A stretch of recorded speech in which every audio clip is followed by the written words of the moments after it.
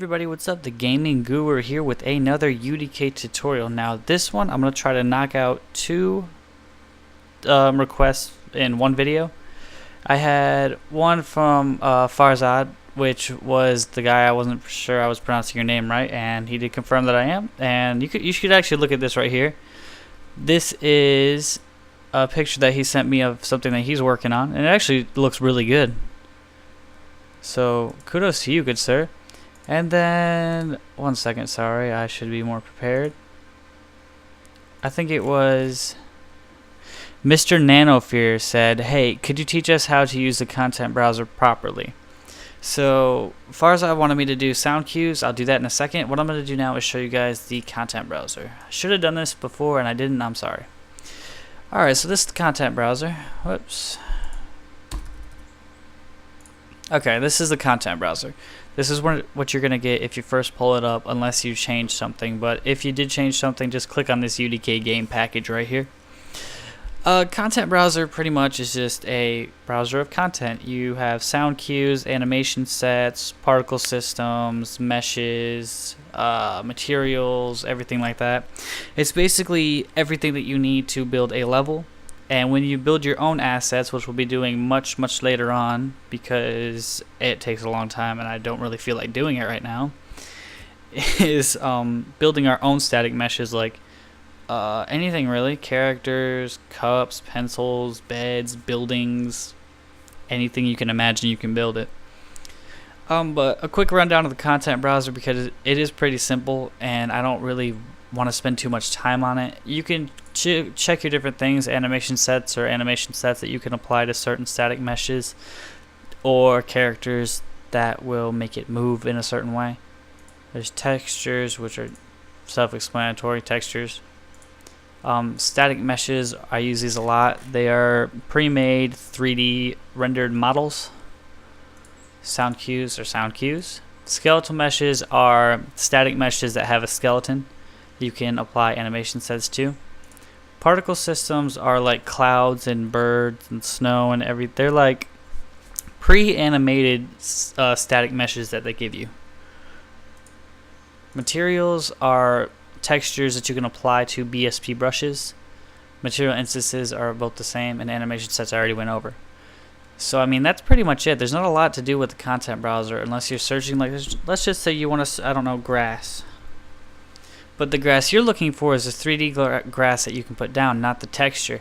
You'd hit static meshes, and it would give you different types of grass that you could put down like this. Boom. Look at that. We have grass down there. Look at that grass. Let's make it giant. Dun dun dun. Alright, now we are in a jungle. Okay, so that is for you, Mr. Nanofear. There's really nothing else. I mean, if you have a specific question, leave it in the comments and I'll get to it next time, which will be probably later today or tomorrow. I don't know what I'm doing yet today, so we're just going to end that there. Next. Oh, I keep forgetting your name. Farzad wanted me to show you how to do sound cues. Okay, so in the sound cues, let's just find a random one. Let's find somebody's voice or music or something. Stinger. No, we don't want that. Don't want that. Don't want that. No.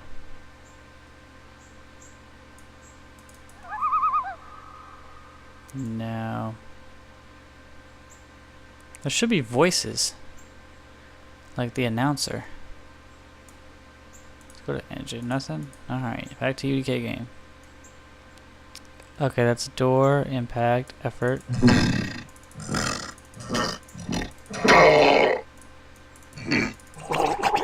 These are...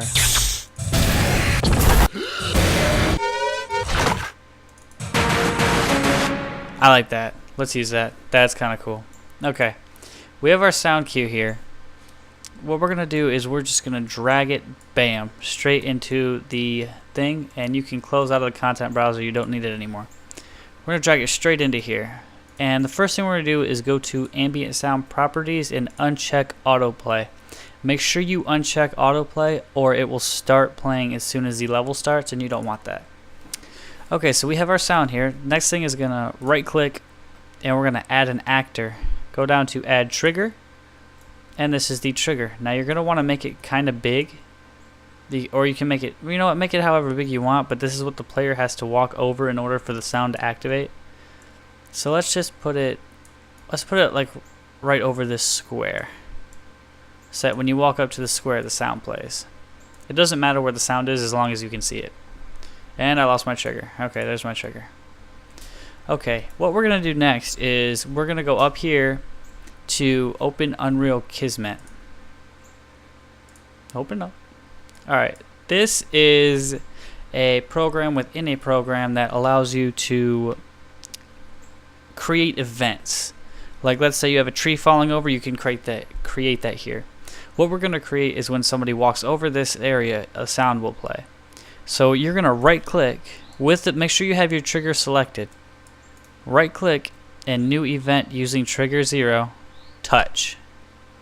And you can just move that wherever you want. Okay? Next thing we're going to do is we're going to right click just right here and go to new action right up top.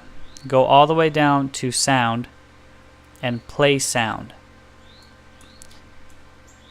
Okay, now you have your trigger 0 and your play sound. The next thing we're going to do is click on your sound out here, right click, new object variable using ambient sound 0. Okay, this is the reason that we did this. You're going to drag touched over here to play. When somebody touches the trigger, it will play the sound. Now, in order for the game to know what sound you want to play, you need to set the target on the sound. So there's the sound. Now click on play sound until it's yellow. And you'll see down here where it says play sound, it says none. You're going to want to make sure that you're in your content browser and you are clicked on the sound that you want, and just click this little green arrow. If you don't click that arrow, it's not going to work. Alright, so we're not done yet, so don't close it out yet. Next thing is we need to make an instigator, or something that instigates the sound. So we're going to right click again, go down to new variable, whoops, go to player, player, and this is all players. In case you're wondering how to move these without moving all of them, you hold down control and then click and move it. Now we're going to drag the instigator to all players. Alright, and then we can close this out. So now we know that when we walk up to that cube, the sound should play. So let's spawn out here. Alright, so when we walk up to the cube, let's see if the sound plays. Success. Alright guys, well that is how you do sound cues and the content browser. If you have any more questions, please do not hesitate to ask, because I need ideas for new tutorials. Anything really. Doesn't matter. If you guys want to create your own textures to put in here or whatever, if you want me to show you how to make flickering lights or fire or anything like that, just go ahead and leave a comment in the comment section and I will get to it as soon as possible. So thank you for watching. Please like, comment, subscribe, and share for more, and I will see you guys later. This has been the Gaming Guru. I'll talk to you guys later. Bye.